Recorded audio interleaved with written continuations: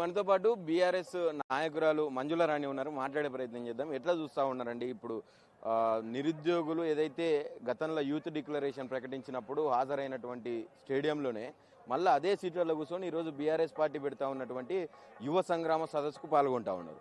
ఏమనిపిస్తుంది? నిజంగా ఇటువంటి సిచ్యువేషన్ వాళ్ళకి వస్తుందని ఊహించారా మీరు ఎప్పుడన్నా? వాళ్ళు కూడా తెలుసుకోవాలి, ఎందుకంటే వాళ్ళను పొట్టోని నమ్మి వాళ్ళు బాపు కేసీఆర్ 10 సంవత్సరాల పాలనను వదిలిపెట్టి పొట్టోనికి వేసుకున్నారు. ఎందుకంటే వాళ్ళకి తెలుసు కాబట్టి ఈరోజు మళ్ళీ మా బీఆర్ఎస్ దగ్గరికి వచ్చిండ్రు. కానీ ఖచ్చితంగా మేము భరోసా ఇస్తాము, ఎందుకంటే వాళ్ళు మమ్మల్ని నమ్ముకున్నారు, మా ప్రజలే కాబట్టి మా కేటీఆర్ అన్న వాళ్ళని హక్కున చేర్చుకొని మళ్ళీ తెలంగాణ వచ్చిన తర్వాత 2 ఏళ్ల తర్వాత ఖచ్చితంగా వాళ్ళకి ఇస్తా అన్న హామీలు ఇచ్చేటివన్నీ. అప్పుడు మనకు 2014లో కరువు కాటకాలలో ఉన్నప్పుడు ఈ ప్రబుద్ధులు మూర్ఖులు కాంగ్రెస్ మనకు తెలంగాణ తెచ్చుకున్నాం కాబట్టి అప్పుడు నీళ్లు నిధులు నియామకాలు అని చూసుకున్నాం.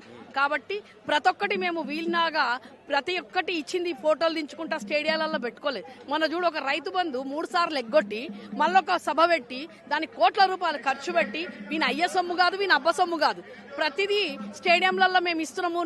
డిసెంబర్ 9 అని చెప్పేసి 5 నుంచి 6 వేల ఉద్యోగాలు ఈ 3 ఏళ్లలో ఇచ్చిండు పొట్టోడు. వాడు ఏం చెప్పిండు?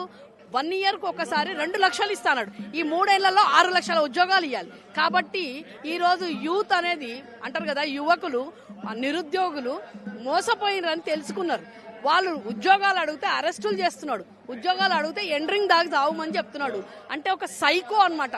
మొన్న ఒక రాజ్ కుమార్ అనేటోడు సైకోగాడు ఎట్లయితే 6 మందిని చంపిండు, అట్లాంటి మూర్ఖుడు ఈరోజు వీడు అంటారు సైకోనే. వీడు సైకో కాబట్టే ఈ రోజు నిరుద్యోగులను 30 నుంచి 40 లక్షల మందిని ఎండరింగ్ దాగి చచ్చిపోమని చెప్తున్నారు. ఆదుకుందామండి నిరుద్యోగుల తరఫున మీటింగ్ పెడుతున్నారా? తప్పకుండా. మా హక్కున వచ్చినప్పుడు మాది జనతా గ్యారేజ్ అని చెప్పినాం, తెలంగాణ భవన్. మేము హైదరాబాద్ కూడా మేము హక్కున చేర్చుకొని వాళ్ళకి స్టే ఇప్పించినాం. అర్థమైందమ్మా? లగచర్య.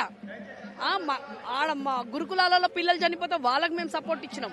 ప్రతి దానికి మేము సపోర్ట్ ఇచ్చే బీఆర్ఎస్ మేము ఉన్నామని చెప్పేసి తెలంగాణ ఉద్యమాల నుంచి తెచ్చుకున్న తెలంగాణ గడ్డ మీద ఉన్నాం. కాబట్టి ఈ పొట్టంలాగా దొంగ హామీలు చెప్పేసి చేతులు ఎత్తేసిన వాళ్ళం కాదు. 3 ఏళ్లలో కన్నమ్మ కష్టాలు పెట్టిండు ప్రతి ఒక్కరిని, కింది స్థాయి నుంచి పై స్థాయి వరకు.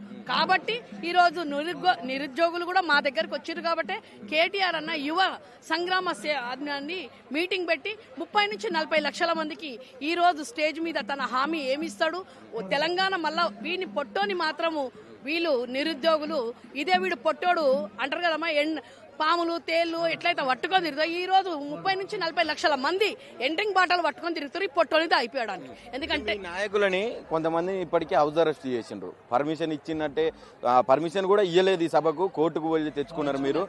మళ్ళా వచ్చినటువంటి పర్మిషన్ కి వీళ్ళందరూ హాజరు కాబోతా ఉంటే వాళ్ళని హౌస్ అరెస్ట్ చేస్తున్నారు. అదే ఏ కారణం చేత అరెస్ట్ చేస్తా ఉన్నారు? ఏం చెప్తారు? తెలంగాణలో న్యాయం అనేది లేదు, కోర్టును గౌరవించేది లేదు. ఈ పొట్టోనికి రాజ్యాంగం పట్టుకొని ఆ పొట్టోడు తిరుగుతాడు. వాడు రాహుల్ గాంధీ రాజ్యాంగాన్ని బొందబెట్టేసిండు ఈ పొట్టోడు. కాబట్టి నిన్న కోర్టు ఇచ్చిన తర్వాత కూడా వీడు అరెస్టులు చేస్తుండంటే ఈ రోజు పోలీస్ వ్యవస్థ అనేది లేదు. పొట్టోడు హోమ్ మినిస్టర్ వాడే, విద్యాశాఖ మంత్రి వాడే, తెలంగాణలో విద్యను బొందబెట్టేసిండు. నిరుద్యోగుల పోలీస్ వ్యవస్థ అయితే ఎక్కడ చూడ అక్కడ. ఈ రోజు ఎక్కడ మర్డర్లు అవుతున్నాయి, ఎక్కడ మానభంగాలు అవుతున్నాయి, అక్కడ పోలీసు ఉండదు. ఎక్కడైతే వాళ్ళు అంటారు కదా, మళ్ళీ ఈ రోజు బండి సంజయ్ కొడుకుని ఇడిచేసారు కదా. అట్లాంటి వాళ్ళని పట్టుకోనికే పోలీసు ఉండదు. బీఆర్ఎస్ వాళ్ళను అరెస్టులు చేయడానికి, నిరుద్యోగులను అరెస్టు చేయడానికి, న్యాయం గొంతెత్తి న్యాయం అడిగిన వాళ్ళను అరెస్టు చేయడానికి పోలీస్ వ్యవస్థను పెట్టుకున్నాడు పొట్టోడు. కాబట్టి వాడెట్లయితే అరెస్ట్ అయ్యి పైచాచిక ఆనందాన్ని చూసుకుంటాడు. ఈ రోజు 4 కోట్ల ప్రజలను అంటారు కదమ్మా, అరెస్టు చేస్తే వానికి టీవీలలో చూసుకుంటా కూర్చుంటాడు. ఎవరిని అరెస్ట్ చేస్తే వాడు ఎట్లా బాధపడుతున్నాడు. అట్లా ఈ పొట్టోడు తెలంగాణలో న్యాయం అనే తెలంగాణలో ఈ రోజు నిరుద్యోగులు తప్పకుండా మళ్ళా బొంద పెడతారు. మళ్ళా బాపు కేసీఆర్ తెచ్చుకుంటారు. తెచ్చుకున్న తర్వాతనే మళ్ళా వీళ్ళకు నిరుద్యోగులకు ఉద్యోగాలు ఇచ్చి తెలంగాణలో అంటారు కదా నీళ్లు నిధులు నియామకాలు తప్పకుండా బాపు కేసీఆర్ వల్లనే సాధ్యమైంది.